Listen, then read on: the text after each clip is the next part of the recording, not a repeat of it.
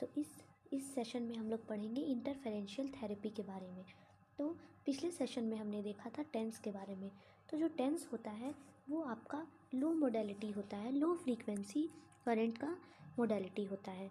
लेकिन जो IFT रहता है आपका वो मीडियम फ्रीक्वेंसी करंट रहता है।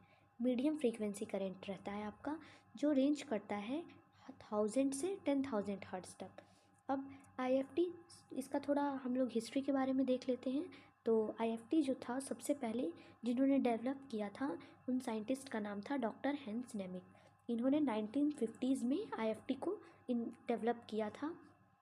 तो अब IFT क्या वेरियस थेराप्यूटिक पर्पसेस के लिए यूज़ करते हैं हम लोग। देखते हैं इसका यूज़ कैसे होता है। तो सबसे पहले क्या होता है कि हम लोग दो मीडियम फ्रीक्वेंसी को लेते हैं। तो सबसे पहले हम क्या करते हैं, जैसे कि हमने करंट 1 लिया या फिर हमने चैनल 1 लिया। तो ये है अपना चैनल 1 और ये आपका चैनल 2 हो गया। तो दो मीडियम फ्रीक्वेंसीज करंट पहले हम लोग लेंगे। जैसे कि ये हमने लिया 4000 हर्ट्ज का, 4000 हर्ट्ज हो गया आपका ये, और एक हो गया 4100 हर्ट्ज। अब ये दो मीडियम फ्रीक्वेंसी है, इसको हम लोग इंटरफेयर करवा के एक बीट फ्रीक्वेंसी जो है वो ओरिजिनेट करते हैं। बीट फ्रीक्वेंसी ओरिजिनेट करते हैं। अब ये जो दो मीडियम फ्रीक्वेंसी है, ये दोनों तो मीडियम फ्रीक्वेंसी है। ये मीडियम फ्रीक्वेंसी जो रहती है ये इंटरफेयर करके एक बीट फ्रीक्वेंसी बनाती है। अब ये जो बीट फ्रीक्वेंसी अपना आता है वो रहता है आपका लो फ्रीक्वेंसी करंट रहता है आपका, लो फ्रीक्वेंसी करंट रहता है। और यही करंट जो रहता है वो पेशेंट के बॉडी के अंदर जाता है और थेराप्यूटिक पर्पसेस के लिए हम लोग यूज़ करते हैं इस करंट का। तो अब बीट फ्रीक्वेंसी हम कैसे निकालते हैं, बीट फ्रीक्वेंसी कैसे कैलकुलेट करते हैं। तो सबसे पहले बीट फ्रीक्वेंसी कैलकुलेट करने के लिए हम लोग frequency second minus frequency first, जब हम ये करते हैं तो अपना बीट फ्रीक्वेंसी निकल के आ जाता है।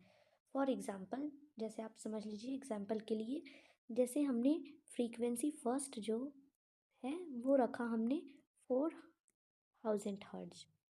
ये 4000 हर्ट्ज का अपना हो गया फर्स्ट फ्रीक्वेंसी। और सेकंड फ्रीक्वेंसी जो है वो हमने रखा 4100 हर्ट्ज का। अब जब हमें बीट फ्रीक्वेंसी निकालना होगा तो F2 माइनस F1 कर देंगे हम। तो F2 माइनस F1 करेंगे तो ये हो जाएगा आपका 100 हर्ट्ज। अब ये जो 100 हर्ट्ज आया ये आपके पेशेंट के बॉडी के अंदर जाता है और वेरियस जो भी उनके प्रॉब्लम्स हैं वो थेराप्यूटिक पर्पसेस के लिए हम लोग यूज़ करते हैं। तो ये दोनों तो अपना मीडियम फ्रीक्वेंसी के अंदर आ गया, लेकिन इससे जो फ्रीक्वेंसी ओरिजिनेट हुआ वो आया अपना ये क्या हुआ, ये अपना लो फ्रीक्वेंसी हुआ। तो हम लोग लो फ्रीक्वेंसी का दो मीडियम फ्रीक्वेंसी से लो फ्रीक्वेंसी का यूज़ करते हुए हम यूज़ करके क्या करते हैं, पेशेंट को रिलीफ प्रोवाइड करवाते हैं। पेन जो रहता है वो रिलीफ करने में मदद करते हैं। अब आप लोग को लग रहा होगा कि टेंस में भी तो हम लोग लो फ्रीक्वेंसी का भी यूज़ करते थे, इसमें भी लो फ्रीक्वेंसी का ही यूज़ करते थे। तो फ़र्क क्या होता है? तो फ़र्क ये होता है कि टेंस के केस में क्या होता था, पेन जो है वो सुपरफिशियल पेन के लिए हम यूज़ करते थे।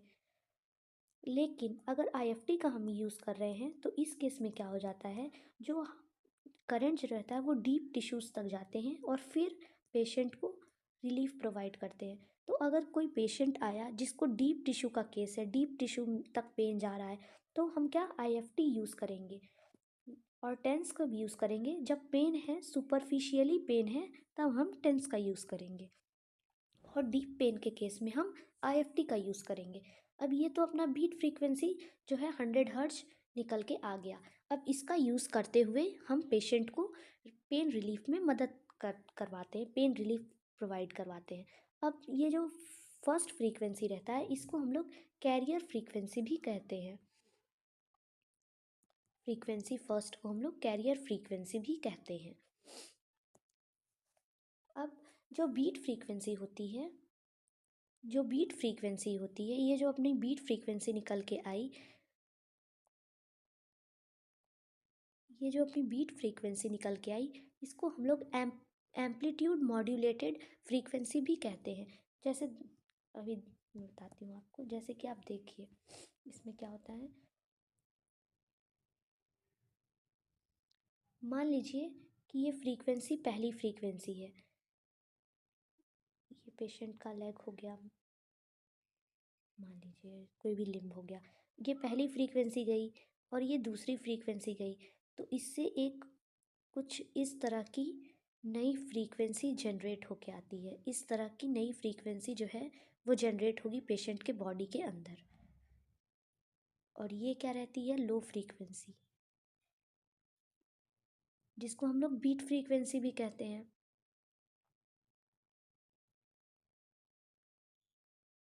इसको हम लोग बीट फ्रीक्वेंसी भी कहते हैं।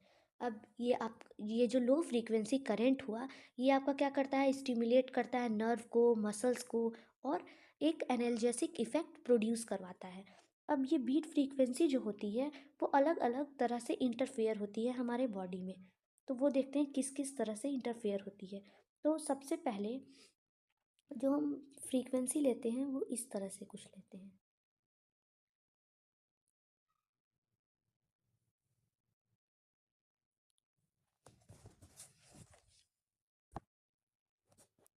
ये देखिए, ये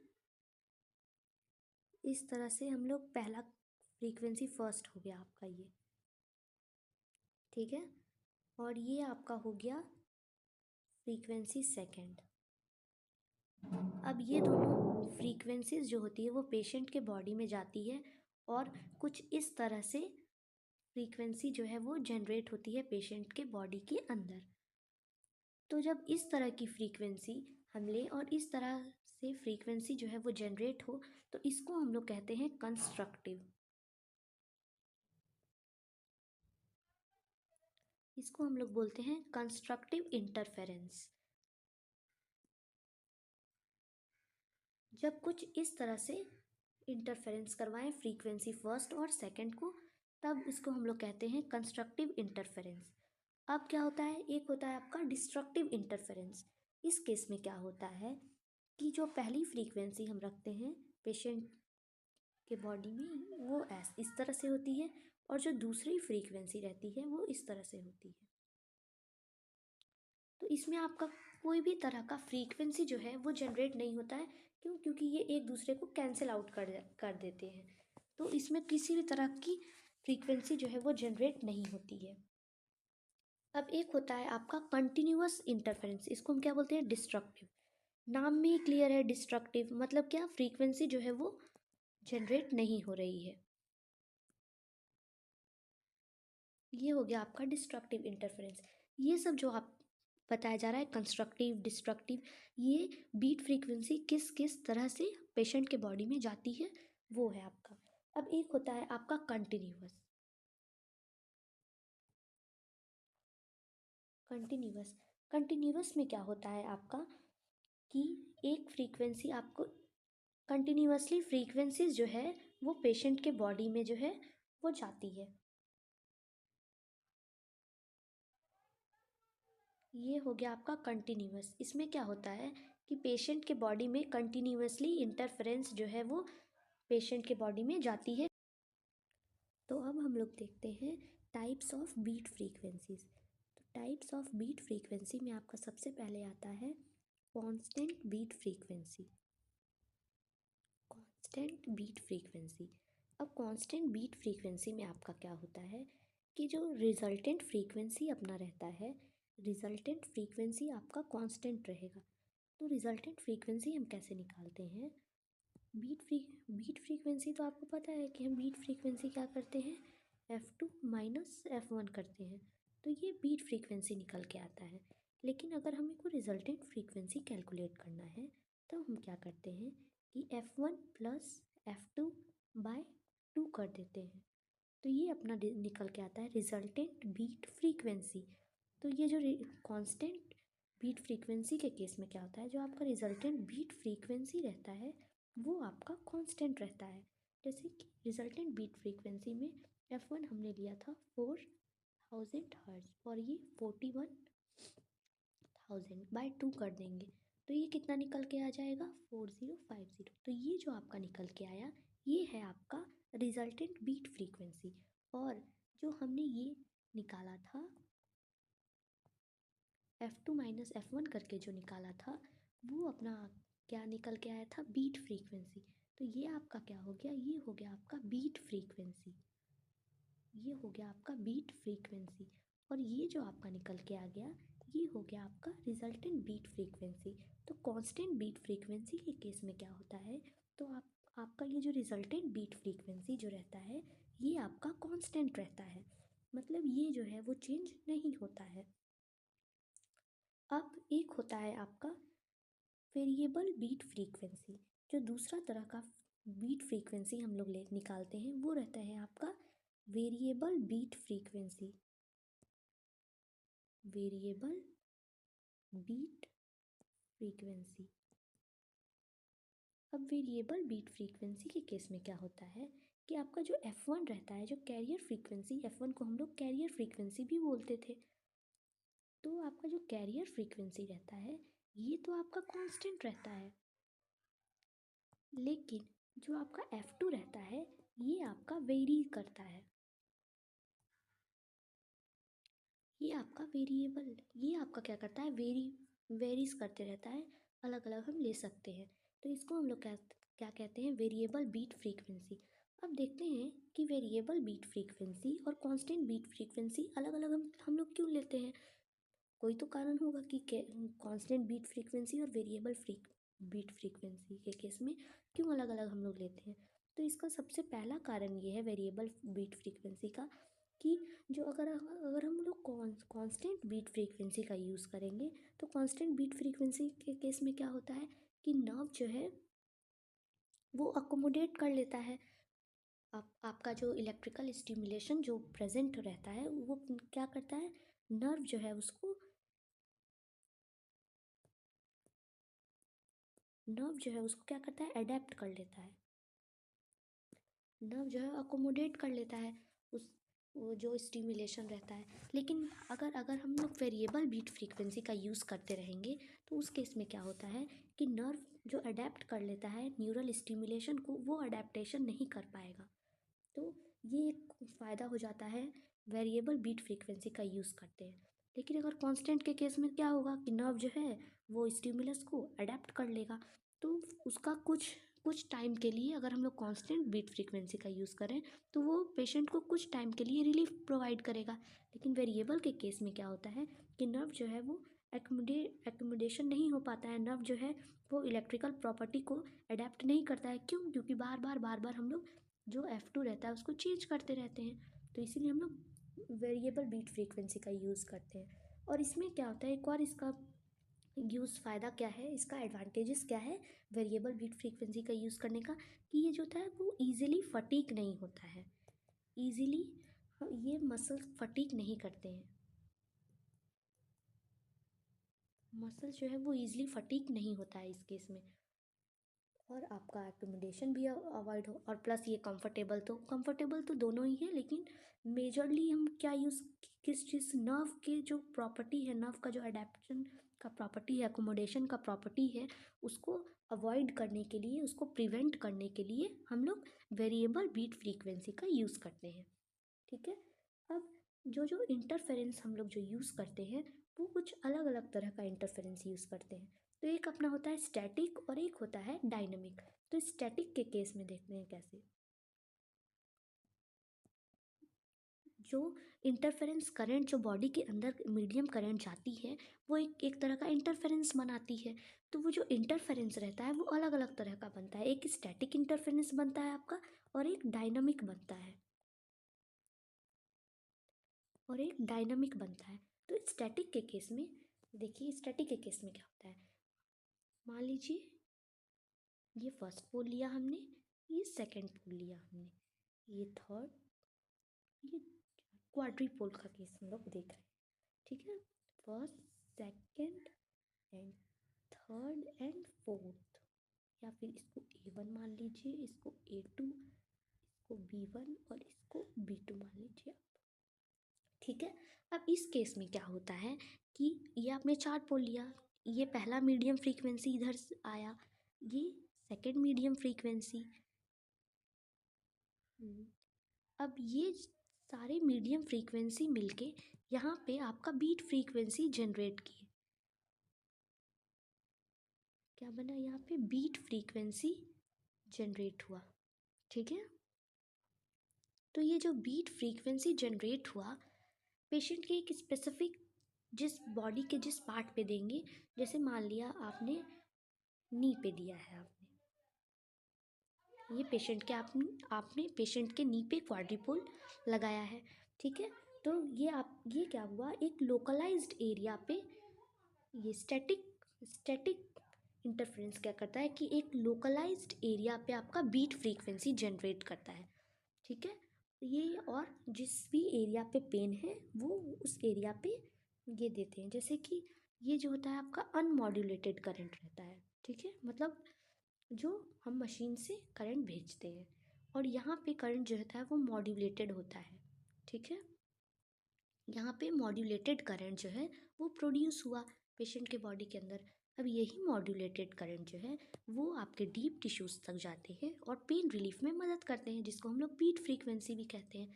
अब ये जो मॉड्यूलेटेड करंट रहते हैं ये कैसा रहता है, ये एम्पलीट्यूड मॉड्यूलेटेड, जैसे कि मैंने आपको बताया था कि कुछ इस तरह से बीट फ्रीक्वेंसी जो है वो जनरेट होगा पेशेंट के बॉडी के अंदर। तो ये जो देखिए इसका एम्पलीट्यूड चेंज हो रहा है, तो हम लोग बीट फ्रीक्वेंसी को एम्पलीट्यूड मॉड्यूलेटेड फ्रीक्वेंसी भी कहते हैं। एम्पलीट्यूड मॉड्यूलेटेड फ्रीक्वेंसी भी हम कहेंगे। अब ये जो आपका रहता है स्टैटिक इंटरफेरेंस जो रहता है, ये पेशेंट के एक लोकलाइज्ड एरिया पे बीट फ्रीक्वेंसी जो जनरेट होगा। अब ये एक तरह का शेप बनाता है, एक तरह का ये शेप प्रोवाइड करता है। अब ये किस तरह का शेप प्रोवाइड करता है, तो ये जो होता है ये आपका होता है क्लोवर लीफ शेप। देखते हैं किस तरह का ये शेप बनाता है। तो जैसे कि ये देखिए कुछ इस तरह का शेप जो है वो ये बनाता है। इस तरह का शेप जो है स्टैटिक इंटरफेरेंस के केस में इस तरह का जो है वो शेप बनता है। तो इस शेप को हम लोग क्या करते हैं, इस शेप को हम लोग बोलते हैं क्लोवर लीफ स्ट्रक्चर।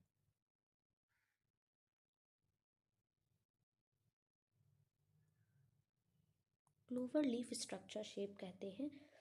इस तरह का कुछ पेशेंट के बॉडी के अंदर जो होता है कुछ करंट जो होता है वो प्रोड्यूस होता है। ठीक है, तो इस केस को हम लोग क्या कहते हैं, स्टैटिक इंटरफेरेंस। इसको हम लोग स्टैटिक इंटरफेरेंस कहेंगे। अब डायनेमिक इंटरफेरेंस में क्या होता है आपका, सेम आपका डायनेमिक इंटरफेरेंस में भी होता है, लेकिन अब आपका नाम से ही क्लियर है डायनेमिक का मतलब क्या, कि कुछ एक जगह पे ना होके अलग अलग जगहों पर करंट जो होगा वो प्रोड्यूस हो रहा होगा डायनेमिक के केस में। अब डायनेमिक के केस में देखते हैं कि क्या होता है। डायनेमिक के केस में हम क्या देखते हैं कि करंट आपका जिस तरह से स्टैटिक में हुआ था उसी तरह से हुआ है, लेकिन डायनेमिक में के केस में जैसे ये बीट फ्रीक्वेंसी जो है वो आपका 45 डिग्री के एंगल पे बनता है। मतलब मान लीजिए ये करंट जो हमने रखा था पोल्स, अब ये 45 डिग्री पे आपका बीट फ्रीक्वेंसी जो है वो ऐसे जनरेट होता है। ये आपका स्टैटिक के केस में, और ऐसे करके जो लीफ बन गया था, है ना, ये आपका स्टैटिक का केस हो गया था।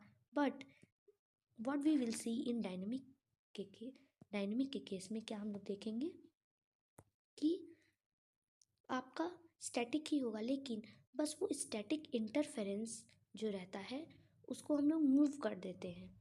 जैसे कि इस तरह से आपका बीट फ्रीक्वेंसीज आए और इस तरह से हर डायरेक्शन में आपका बीट फ्रीक्वेंसीज जो है वो जनरेट होगा, इस तरह से कुछ।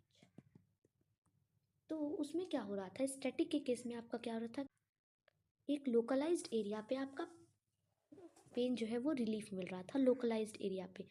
लेकिन अगर आपका पेशेंट को पेन जो है वो एक जगह से दूसरी जगह पे जा रहा है, ठीक है, और आपको लार्जर एरिया कवर करना है, तो उस केस में तो हम स्टैटिक का यूज़ नहीं कर पाएंगे। तो उस केस में हम लोग क्या डायनेमिक का यूज़ करते हैं। क्यों? क्योंकि डायनेमिक के केस में क्या होता है, जो एरिया जो रहता है वो ज़्यादा कवर करते हैं हम लोग। ठीक है, इसमें सारा प्रोसेस बस सेम रहता है। इसमें आपकी बीट फ्रीक्वेंसीज जो है वो जो स्टैटिक फ्रीक्वेंसी रहती है, स्टैटिक इंटरफेरेंस रहते हैं, उसको हम लोग क्या करते हैं, डायनेमिक वे में रोटेट कर देते हैं। स्टैटिक इंटरफेरेंस को रोटेट करते हैं तो वो बन जाता है आपका डायनेमिक इंटरफेरेंस, और ये लार्जर एरिया को कवर करता है। लार्जर एरिया को ये कवर करेगा आपका, ठीक है। ये आपका हो गया स्टैटिक एंड डायनेमिक इंटरफेरेंस, कि किस तरह का पैटर्न जो है, बीट फ्रीक्वेंसी जो है, किस तरह का पैटर्न हमारे बॉडी के अंदर जाके बना रहा है, ठीक है। ओके, आई होप आप लोग को समझ में आ गया होगा ये। तो अभी तक हमने क्या क्या देखा, अभी तक हमने इंटरफेरेंशियल थेरेपी के बारे में देखा, हमने बीट फ्रीक्वेंसी जाना, फिर बीट फ्रीक्वेंसी के बाद हमने देखा कि किस तरह से बीट फ्रीक्वेंसीज जो हैं किस तरह से हमारे बॉडी के अंदर जाती हैं और कौन कौन से पैटर्न बनाती हैं। पर एक चीज़ हमेशा याद रखना है कि जब वो बीट फ्रीक्वेंसी हमारे बॉडी के अंदर जाती हैं तो कुछ तरह का रेजिस्टेंस भी हमारे बॉडी के द्वारा, करंट जो हमारे बॉडी के अंदर एंटर करता है तो बॉडी जो है वो कुछ तरह का रेजिस्टेंस जो है ऑफर करता है। मतलब कुछ तरह का रेजिस्टेंस जो है वो प्रोड्यूस होता है बॉडी के द्वारा। अब वो रेजिस्टेंस किस फॉर्म में होता है, जैसे कि मान लीजिए आपने पेशेंट के हैंड पे आपने अप्लाई किया, ठीक है।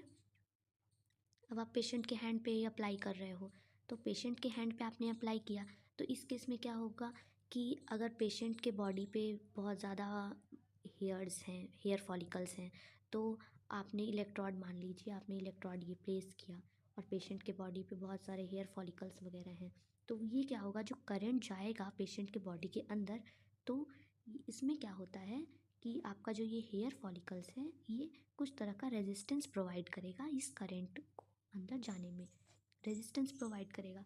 तो इस इस पूरे को हम लोग क्या कहते हैं, इम्पेडेंस कहते हैं इसको।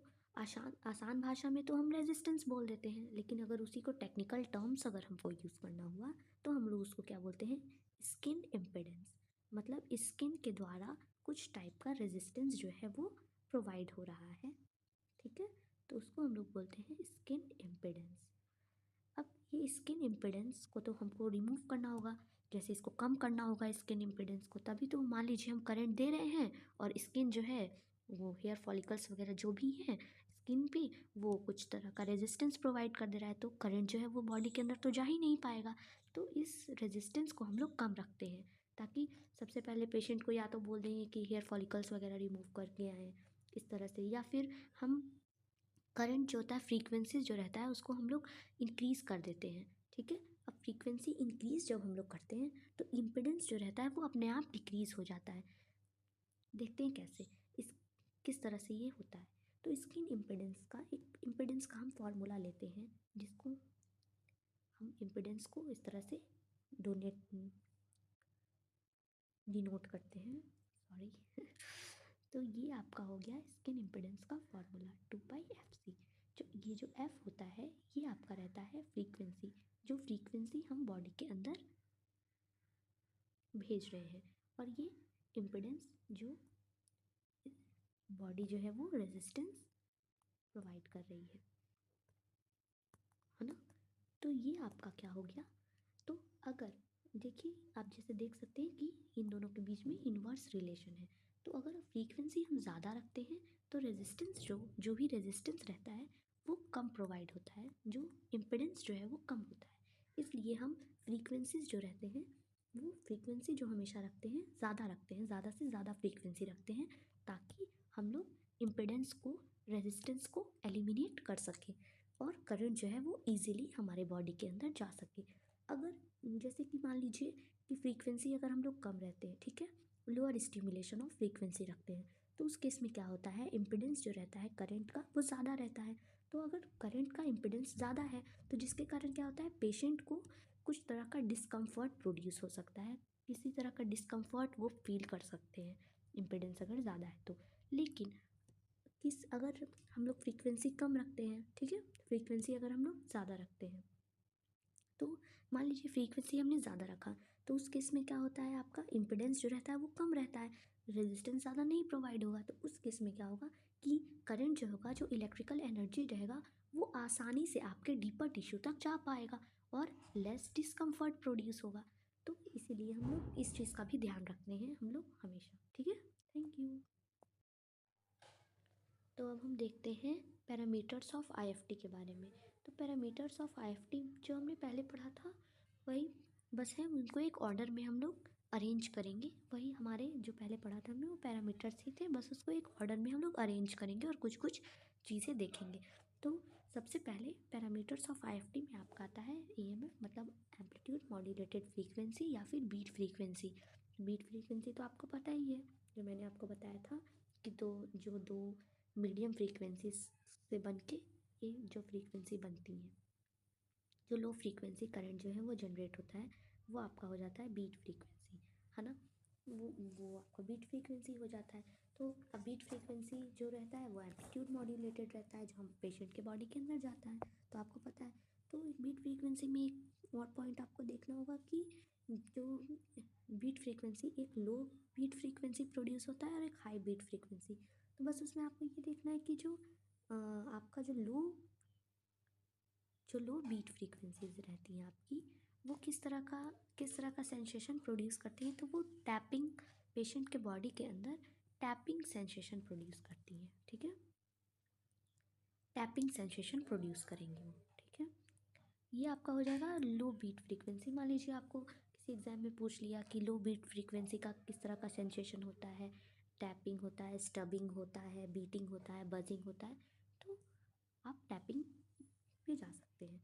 और हाई बीट फ्रीक्वेंसी जो होती है, हाई बीट फ्रीक्वेंसी में, हाई बीट फ्रीक्वेंसी का अगर आपको सेंसेशन पूछा गया कि किस तरह का सेंसेशन जो है वो पेशेंट के बॉडी के अंदर प्रोड्यूस होता है, तो उस केस में आप क्या बोल सकते हैं, बजिंग सेंसेशन। बजिंग सेंसेशन, ये क्या होता है, buzzing sensation high beat frequencies. अगर आपका हाई बीट फ्रीक्वेंसी प्रोड्यूस हो रहा है पेशेंट के बॉडी के अंदर, तो वो कैसा बजिंग सेंसेशन प्रोड्यूस करता है। और लो बीट फ्रीक्वेंसी कैसा रहता है आपका, टैपिंग सेंसेशन रहता है, ठीक है। तो ये आपका हो गया पहला पैरामीटर्स बीट फ्रीक्वेंसीज आईएफटी का, ठीक है। अब हम लोग देखते हैं दूसरा पैरामीटर, जिसको हम लोग बोलते हैं frequency sweep. Frequency sweep is nothing but it's like a variable frequency जैसा ही आपका होता है, ठीक है। Frequency sweep and variable frequency हम लोग सेम ही कह सकते हैं, ठीक। तो जैसा कि आपको मैंने बताया ही था कि वेरिएबल फ्रीक्वेंसीज हम लोग, जो नर्व रहता है वो अकोमोडेट ना कर सके इलेक्ट्रिकल प्रॉपर्टी को, इलेक्ट्रिकल स्टिमुलेशन को, इसलिए हम लोग यूज़ करते हैं। इसमें क्या आपका जो एक फ्रीक्वेंसी रहता है कैरियर फ्रीक्वेंसी, वो आपका सेम रहता है, कांस्टेंट रहता है, फिक्स्ड रहता है। और जो आपका सेकंड दूसरा वाला फ्रीक्वेंसी रहता है उसको हम लोग क्या करते हैं, बीट फ्रीक्वेंसी को चेंज करते रहते हैं, ठीक है। तो ये जो फ्रीक्वेंसी स्वीप रहता है, इसके केस में क्या होता है कि जैसे कि आपका बीट फ्रीक्वेंसी आपने लिया, तो इसमें क्या होता है आपको फ्रीक्वेंसी स्वीप के केस में कि ये कुछ अलग अलग तरीके के, अलग अलग तरह का एक पैटर्न प्रोड्यूस करता है, ठीक है। तो कभी ये ट्रायंगुलर पैटर्न के फॉर्म में आपके बॉडी में, जो वेरिएबल फ्रीक्वेंसी हम लोग ट्रायंगुलर पैटर्न के फॉर्म में ले सकते हैं, या तो हम लोग रेक्टेंगल पैटर्न के फॉर्म में ले सकते हैं। ये सब जो आप देख रहे हैं, ये सब फ्रीक्वेंसी स्वीप, मतलब वेरिएबल फ्रीक्वेंसी के केस में इस तरह का हम लोग पैटर्न ले सकते हैं। मतलब इस तरह का पैटर्न कहने का मतलब है, जैसे मान लीजिए आपने 80 हर्ट्ज का फ्रीक्वेंसी रखा एंड ये 100 हर्ट्ज का, फिर 80 हर्ट्ज, 100 हर्ट्ज, 80 हर्ट्ज, 100, इस तरह से आप फ्रीक्वेंसी को वेरी करवा रहे हैं।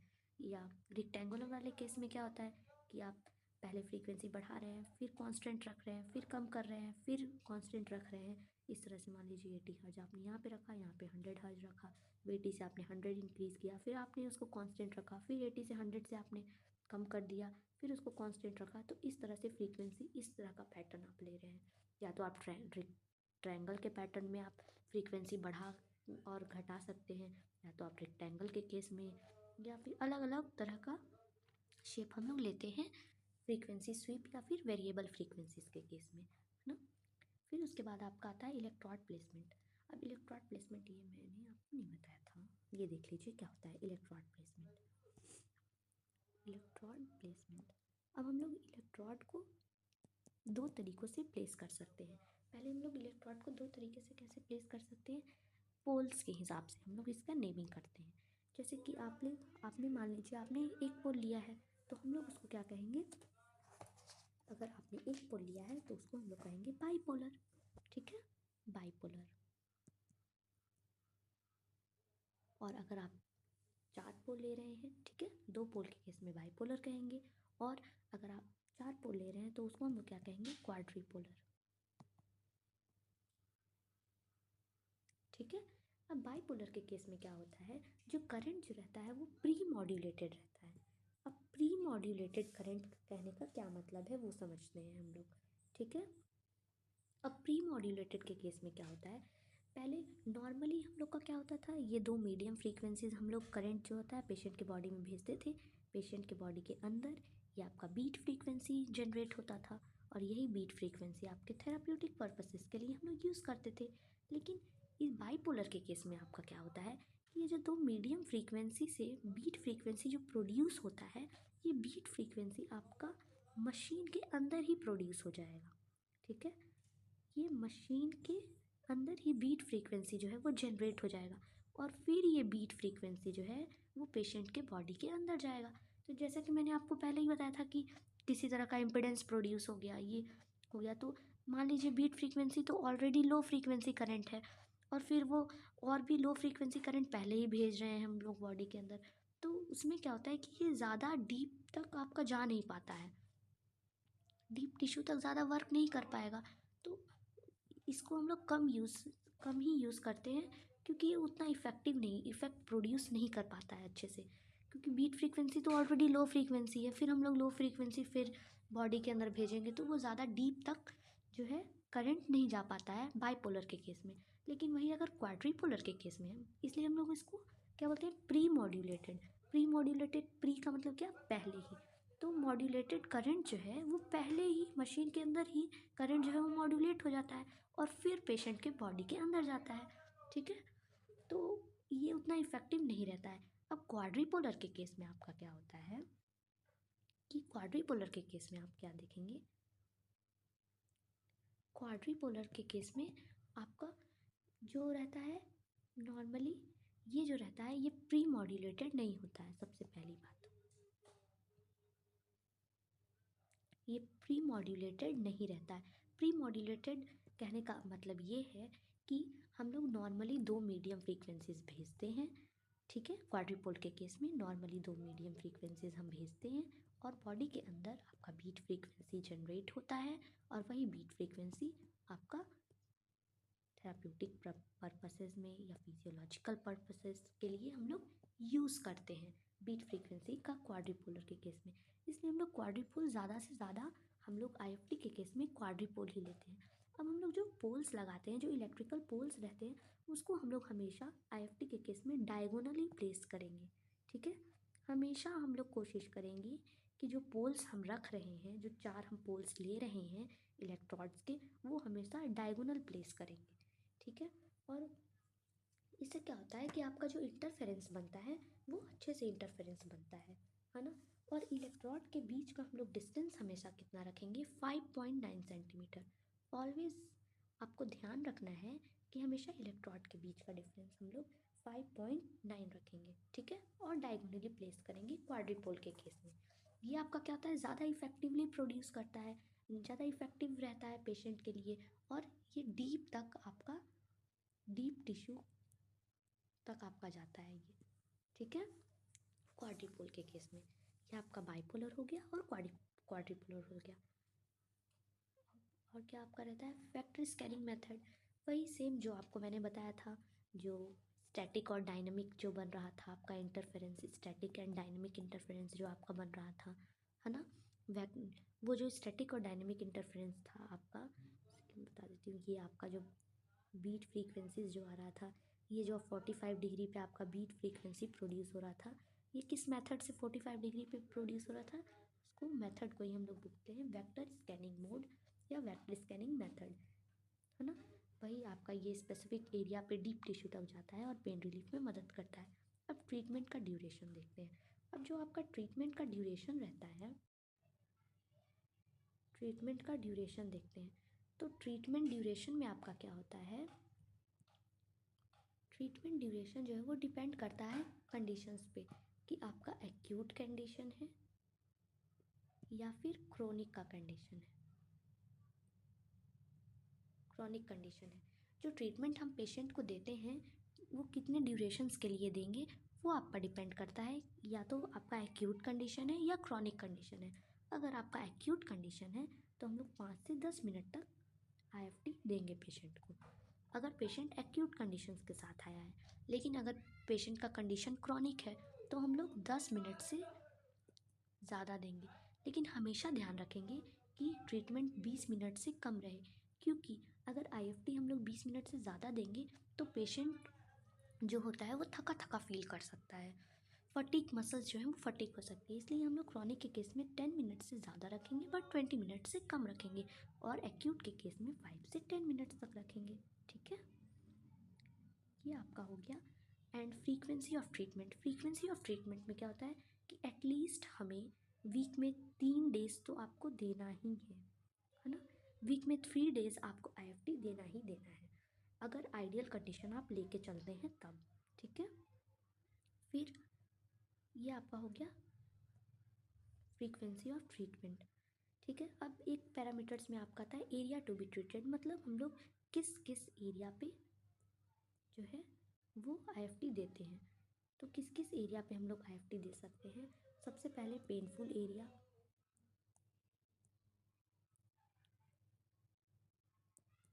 Area to be treated. तो किस किस एरिया पे हम लोग दे सकते हैं? सबसे पहला एरिया आपका जो पेनफुल एरिया है ना, पेनफुल एरिया पे देंगे हम लोग। दूसरा हो गया आप लोग का मोटर पॉइंट्स, हम लोग मोटर पॉइंट्स पे दे सकते हैं, है ना। फिर क्या हो गया आपका मोटर पॉइंट्स हो गया। फिर एक्वा पंक्चर पॉइंट पे आप लोग दे सकते हैं, एक्वा पंक्चर पॉइंट पे दे सकते हैं हम लोग, डर्माटोम्स पे दे सकते हैं, और भी एरिया पे दे सकते हैं। मतलब बेसिकली हम लोग पेनफुल एरिया पे, मोटर पॉइंट्स पे, ये सब एरिया पे हम लोग आईएफटी जो है वो देते हैं। ठीक है, आई होप आपको ये समझ में आ गया होगा।